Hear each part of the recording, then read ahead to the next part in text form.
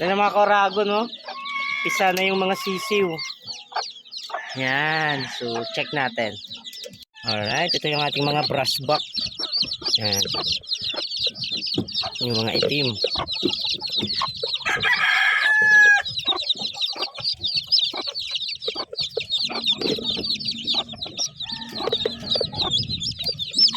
Alright. May 5 tayong brush buck. Tapos, krinos kasi natin siya dito sa ating hatch, syempre. Sa ating hatch gray. Ayan. Malulusog, matataba itong mga sisiw. Ano?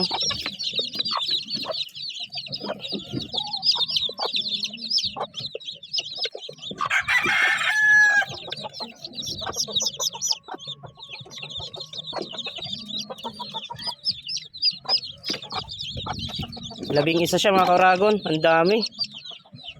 Dami niyang na-hatch, tapos napakasulid pa. Ano? Ang taba niya pa. Kaya dami niyang nilimliman. So tara na at ilipat natin sila. Alright. Napakaangas.